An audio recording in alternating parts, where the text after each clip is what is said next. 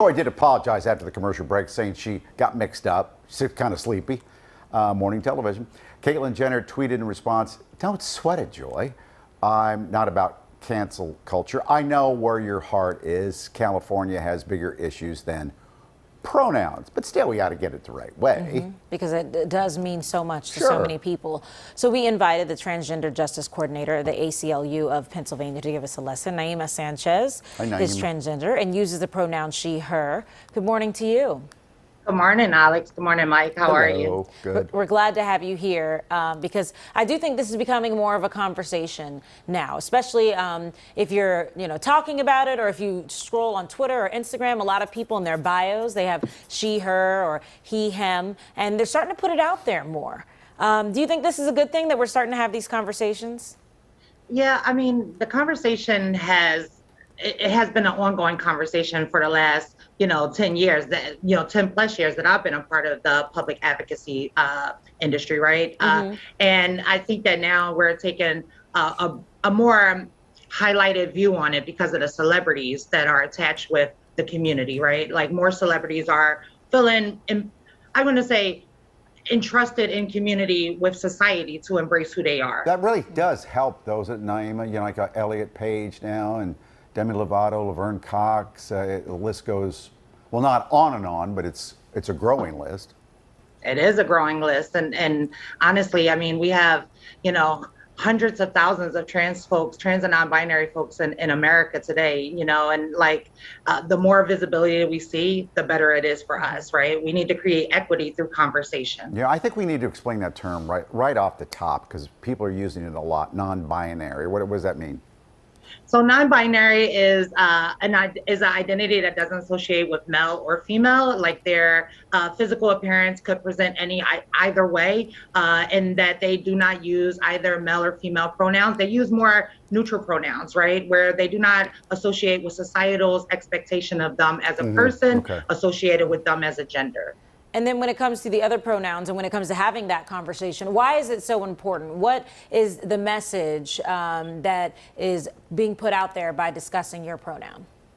Well, I think whether it's in a workplace or in a social setting, it's important to understand that a person's identity is essential to them, right? Their sense of uniqueness, right? And misunderstanding leads to misstatements, right? And that we do these oop, ouch kind of things, right? And the best way that I can say, the better way to understand someone else's pronouns is to acknowledge your own, right? And make it a normalized thing, right? Introducing yourself by being like me, Naima Sanchez, she, her pronouns, and you are, and using those type of languages in a social setting creates this dialogue that it's okay to embrace who you are. Naima, so let's practice that. Let's pretend like you and I don't know each other. Okay. True. We walk into a room, you come up to me, and what will you say to me? I'm like, hi, Mike. I'm Naima. I use she, her pronouns. And then I should say back, I'm Mike, and I use the pronoun he. I mean, if you identify with he, him pronouns, then yes, I definitely, highlight that. I say that for best practices, especially in like a conference setting, it's best to use like pronoun cards, like when you put your name on like your name tag. a name tag, right? And even an email signature lines. That is the best way to create this cultural competency around pronouns, right? And we want to refrain from using preferred pronouns because I would prefer someone just respect me overall. My pronouns are she and her. And we just put up your email signature and you have it there. It's under, Trans Justice Coordinator and then pronouns she, her. So that way people can see it when they're corresponding with you. It's interesting. You mentioned respect. Is that truly what this is? Like, you shouldn't just assume how someone identifies just by your interpretation of what you see when you look at them? Right. You should never assume. And I will highlight this, and I want to be PG, but this first three letters in assume is what you make of yourself when you assume someone's identity, right? You cannot necessarily tell by looking at someone how they identify. The best way to know is to ask. Oh, is to ask. Because for some people, though, they might, they may not feel comfortable enough. What if you're not sure, if you just don't want to be offensive, how would you advise someone to move forward in that instance?